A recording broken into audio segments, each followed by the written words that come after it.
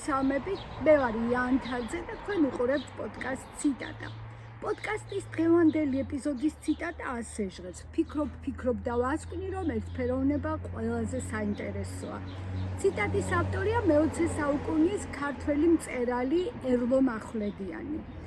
ეს ციტატა ერთ-ერთი ყველაზე პარადოქსულია ჩემ მიერ შერჩეულ ციტატებს შორის და პარადოქსულია არა იმიტომ, რომ თურმე ერთფეროვნება საინტერესოა, არამედ იმიტომ, რომ თურმე ერთფეროვნება ყველაზე საინტერესოა და ამას მწერალი ასკვნის ბევრი ფიქრის შემდეგ.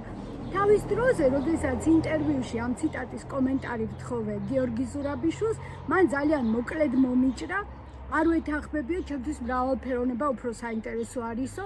მაშინ ამ ციტატასთან დაკავშირებით მეც რაიმე განსხვავებული აზრი არ მქონდა, მაგრამ მე კარგად რომ დავფიქრდი, მე მგონი მივხვდი, რატომ შეიძლებოდა მწერალს ეთქვა, რომ ერთფეროვნება თურმე ყველაზე საინტერესოა.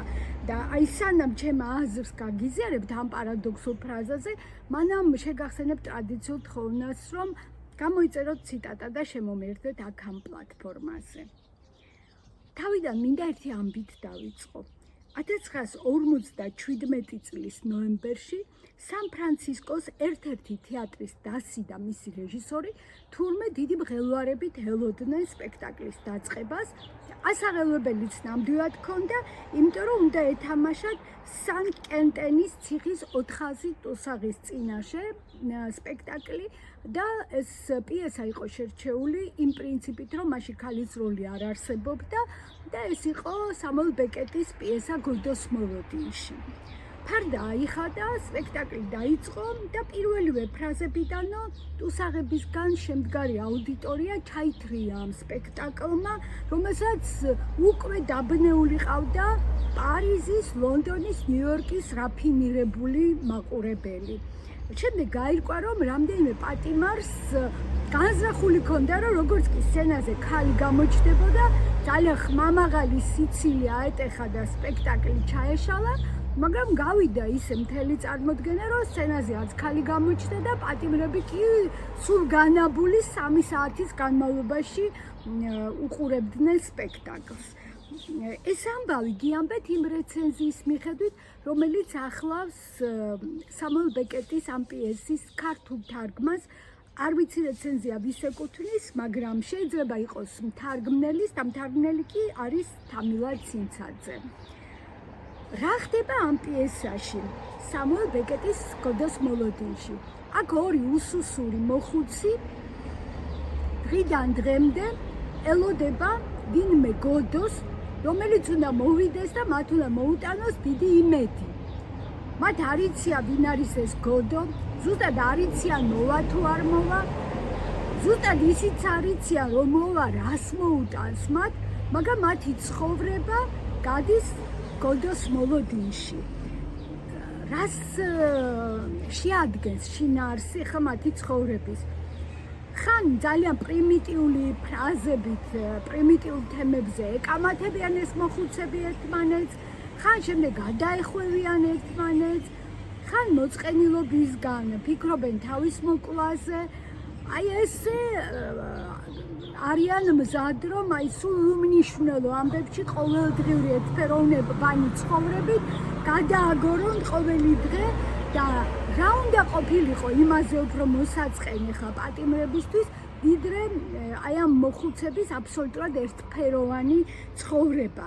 და იმასაც ვიტყვი, რომ სინამდვილეში გოდოს მოლოდინში არის რთული ინტელექტუალური პიესა, რომლის ფრაზებზე კრიტიკოსები დიდხანს მსჯელობდნენ, ამ ფრაზებს სხვადასხვა ინტერპრეტაციას უძებნიდნენ და განხილვის თემა იყო მრავალი წლის განმავლობაში, მაგრამ რა მოხიბლა პატიმრები ამ პიესაში? სავარაუდოდ ისინი მოხიბლა სწორედ იმ ერთფეროვნებამ, რაც პიესაში მომხდარა ამბავს ძალიან ამსგავსებდა მათ ცხოვრებას ციხეში. პატიმრები სცენაზე ხედავდნენ ადამიანებს, რომლებიც ესე იგი თავის ცხოვრებას ატარებდნენ აი სულიად უმნიშვნელო ამბებში, დღიდან დღემდე გაყავდათ დრო რაღაცნაირად და იყვნენ ერთ სივრცეს მიჯაჭულები, იმიტომ იქ უნდა მოსულიყო გოდო და ეს სივრცე იყო აბსოლუტურად დაცლილი დეკორაციებისგან, ჰქონდათ ყოველი დღის განმავლობაში რაღაცა გაურკვეველი იმედი და დღის ბოლოს ამბობდნენ ეს ერთი დღეც მივასიკვდილეთო. ხო და ახლა სულ არ მიკვირს, რომ პატიმრებისთვის შეიძლება ეს სპექტაკლი ბევრად უფრო საინტერესო ყოფილიყო, ვიდრე ვინმე სხვისთვის. ახლა დაუბრუნდეთ ერლო მახვლედიანის ციტატას. ჩემი აზრით, ერთფეროვნება იმიტომ არის ყველაზე მეტად საინტერესო, რომ ის, რასაც ჩვენ ვეძახით ერთფეროვნებას, შეიძლება სინამდვილეში შედგებოდეს ბევრი ამბისგან, რომლებიც თავიდან არ ჩანს როგორც განსხვავებული ამბები, მაგრამ სინამდვილეში თუ დავაკვირდებით, ეს ამბები ნამდვილად სხვადასხვა შინაარსის არის, სხვადასხვა მნიშვნელობის არის და ამ ერთფეროვნებას სიღრმისეულად ქმნის სინამდვილეში მრავალფეროვნება, რომელიც მხოლოდ და მხოლოდ დამკვირვებელი თვალისთვის ჩანს, ისევე როგორც აი ამ სამუელ ბეკეტის პიესაში გოდოს მოლოდინში. ესე იგი, ერთფეროვნებაში მრავალფეროვნების დანახვას ჭირდება აუცილებლად დამკვირვებელი თვალი, როგორიც აღმოაჩნდათ პატიმრებს, რომლებიც თავის ცხოვრებას ფაქტობრივად ხედავდნენ სცენაზე გადატანილს. რა თქმა უნდა, მრავალფეროვნება ზედაპირულია, ცხოვრებას ახალისებს, მრავალფეროვნებას ყურადღება ერთი საგნიდან მეორეზე გადააქვს და ამით ახალისებს ცხოვრებას და ერთფეროვნება არის მოსაწყენი, მაგრამ თუ მოთმინება არ გვიღალატებს, ისეთ სიღრმეში ჩაგვახედებს, ისეთ სიღრმეში ჩაგვიყვანს, ისეთ ნიუანსებს გაგვარჩევინებს ერთმანეთისგან, რომ შემდეგ შეიძლება მრავალფეროვნება ძალიან ზედაპირული მოგვეჩვენოს ერთფეროვნებასთან მიმართებაში. ფოტოგრაფმა გურამ წიბახაშვილმა მითხრა ინტერვიუში, როცაო სადღაც ვარ წასასვლელი, ყოველთვის მირჩევია, რომ ფეხით წავიდეო და როდესაც ფეხით მივდივარ ქუჩაზე, თუნდაც ერთი და იგივე ქუჩა იყოს, ყოველთვის ვარ დამკვირვებელიო. აი ფოტოგრაფი ის ადამიანი არის, რომელიც გარემოში ცვლილებებს აფიქსირებს, გადავიღებ მაგალითად ერთ ქუჩას, 5 დღის მერე გადავიღებ იმავე ადგილს თავიდან და თითქოს ერთი და იგივე არისო, მაგრამ რო დააკვირდები, იქ არის განსხვავება და წლები რომ გარდისო, ყველას აინტერესებს რა მოხდა ამ 5 დღის განმავლობაში, აი როგორ და რატომ შეიცვალა გარემო.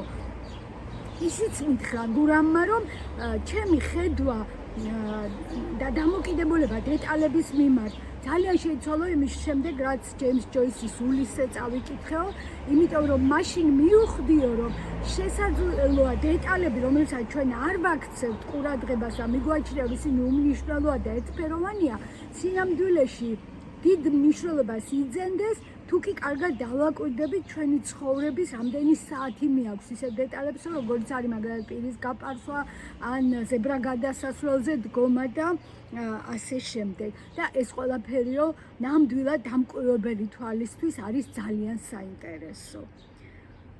ერთფეროვნება რომ საინტერესო გახდეს, როგორც გითხარით, დამკვირვებელი თვალი არის საჭირო და ესეც გითხარით, რომ მოთმინებაც აუცილებელია.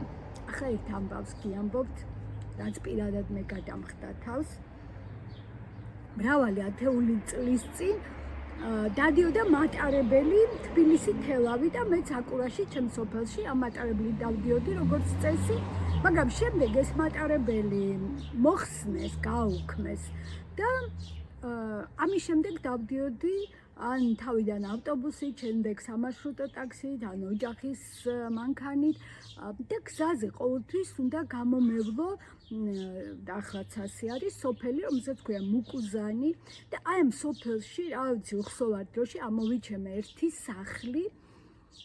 ეს სახლი გარეგნულად იყო ძალიან მოწესრიგებული, მაგრამ მრავალი ათეული წლის განმავლობაში, როცა კი გავივლიდი და გამოვიდი და ამ სახლს ვაკვირდებოდი, იქ მე ადამიანი და სიცოცხლის კვალი ფაქტობრივად არ შემინიშნავს. ფანჯრებზე მძიმე ფარდები იყო ჩამოშვებული ყოველთვის, კარი ყოველთვის დახურული იყო და ერთადერთი რამ, რაც მიმანიშნებდა, რომ ამ სახლში ადამიანები ცხოვრობენ, იყო სახლის უკან მიდგმული დიდი აივანი, რომელზეც ნივთები სულ გადაადგილდებოდა ხოლმე. და გარდა ამისა, როგორც კი სახლი ძალიან მოწესრიგებული იყო და აშკარა იყო ხა, რომ ეს მიტოვებული სახლი არ არის. და რა უნდა იყოს იმაზე საინტერესო, ვიდრე სახლი, რომელშიც 10 წლეულების განმავლობაში ადამიანი არ ჩანს, არადა სახლში აშკარად ცხოვრობენ და ბევრჯერ მიფიქრია ამ სახლზე, ვინ არიან ისინი, ვინც აქ ცხოვრობენ, რა ხალხია, რა ცხოვრება აქვთ, რა შინაარსი აქვთ, რა ხასიათი აქვთ. ადრეც მithქვამს, რომ ჩვენი სახლი, ცაკურის სახლი, სადაც ახლა მე ვისვენებ და თან მუშაობ, 100 წლის წინ ააშენეს ჩემი ოჯახის წევრებმა, წინაპრებმა და ჩვენი სახლიც გზის პირას დგას იმ ხმაურის მიხედვით, რომელიც ახლა კაცში შემოდის, ამას მიხვდება ყველა და იმაზეც მიფიქრია, რომ აი ჩვენი სახლის წინაც ალბათ რამდენი ადამიანი აივლის-ჩაივლის, რამდენი მანქანა აივლის-ჩაივლის და შეიძლება ვინმე ჩვენ სახლსაც უყურებს. და რას ხედავს, რომ ეს სახლი დგას, კი მართალია ხან კარი ღია, ხან დაკეტილია, მაგრამ ფაქტობრივად არაფერი ამ სახლში არ იცვლება, ესეც 100 წელია ასე ერთფეროვნად დგას და არავის არაფერს არ ეუბნება. სინამდვილეში, როცა ეს სახლი აშენდა, აქ ცხოვრობდა 8 ადამიანი, მათ შორის 4 ბავშვი და 4 უცნობი, უფროსი უკაცრავად. შემდეგ დრო რომ გავიდა, ამ 8 ადამიანიდან 6 გარდაიცვალა, მათ შორის ზოგიერთი მათგანი ძალიან ახალგაზრდა ასაკში, ყველაზე ახალგაზრდა 18 წლის იყო, როცა გარდაიცვალა და ბოლოს ამ სახლში დარჩა 2 ადამიანი და მე სულ ბოლოს დარჩა ჩემი ბებო, რომელსაც აი ამდენი ჭირი და ტრაგედია ჰქონდა გადატანილი და თავისი ცხოვრების ბოლო წლებში იპოვა თავის თავი იმაში, რომ ეზოში დაიწყო ვარდების მოშენება, არაჩვეულებრივი ყვავილნარი მოაშენა და იმის გამო, რომ ჩვენს ეზოს, კახური ეზოებისგან განსხვავებით, ღია რკინის ღობე აქვს, სხვათა შორის ეს ღობე მამაჩემმა გააკეთა გურულმა კაცმა გურული ეზოების ყაიდაზე, ხო და ამიტომ გამლელი და გამომვლელი ამ ჩვენი ეზოს ყვავილნარს ყველა ხედავდა და ხშირად ყოფილა შემთხვევა, რომ მანქანა გაუჩერებიათ, გადმოსულან და უთქვამთ, რომ თუ შეიძლება დავათვალიერებთო ამ ეზოსო, ვინ მოაშენა ეს ვარდებიო და ბებო ყველას ჩუქნიდა ვარდებს, ბავშვებს ბოლო ზარი რო ქონდათ, ყოველთვის იცოდნენ, რომ აქ უნდა მოსულიყვნენ და აქედან ცოცხალი ყვავილები ამაზი ულამაზეს ვარდები წაეღოთ სკოლაში. არასოდეს არც ერთი ღერი ვარდი ბებოს არ გაუყიდა და მერიდება კიდეც, რომ ამ კონტექსში ამ სიტყვას ვახსენებ, იმიტომ რომ მართლა თავისი ცხოვრების ბოლო წლები მხოლოდ და მხოლოდ სილამაზეს მიუძღვნა, ეს იყო მისი ცხოვრების არსი. ხო და არ ვიცი, ბებოს ძალამ და სინათლემ გადაარჩინა ეს ოჯახი თუ როგორ იყო, ახლა როცა ჩვენი ოჯახის ყველა წევრი აი აქ ამ სახლში თავს ვიყრით, 13 ადამიანი ვართ და აი ასეთი არის ჩვენი სახლი, ამდენი ჭირის და ლხინის მნახველი და დიახ ჩვენი სახლის კალენდარი ერთფეროვანია, მაგრამ გამოცდილება არამც და არამც. რა შეიძლება იყოს უფრო ერთფეროვანი და მოსაწყენი, ვიდრე საწოლს სამუდამოდ მიჯაჭვული 19 წლის ბიჭის ცხოვრება. სწორედ ასეთი ბიჭის ამბავი აღწერა ხორხე ლუის ბორხესმა თავის მოთხრობაში ფუნესი მეხსიერების რაინდი. ეს ირენეო ფუნესი ხო ახალგაზრდა კაცი, რომელიც უხედნმა ცხენმა გადმოაგდო და უიმედოდ დაასახიჩრა და ამ საწოლს მიჯაჭვული ახალგაზრდა კაცის გარემო რა იყო ოთახი, რომელშიც იწვა და გარემოს ის ნაწილი, რომელსაც ფანჯრიდან ხედავდა. და როცა მას მთხრობელი ეწვია, იმიტომ რომ მოენახულებია და თან რაღაც წიგნები ქონდა გაგზავნილი და ისინი წამოეღო, მიდიოდა და გული უკალკალებდა სიბრალულით, რომ აი რა უნდა დახვდეს იქ და აი რა შეუბნება მას საწოს მიჯაჭული ფუნესი. სანამ ის ლურჯაულაყი გადმომაგდებდა, მეც ისეთივე ვიყავი, როგორიც ყველა მოკვდავი. ბრმა, ყრუ, გონებადაბინდული და მეხსიერების არ მქონე. ვუყურებდი და ვერ ვხედავდი. ვუსმენდი, მაგრამ არ მესმოდა. მავიწყდებოდა ყველაფერი, ან თითქმის ყველაფერი.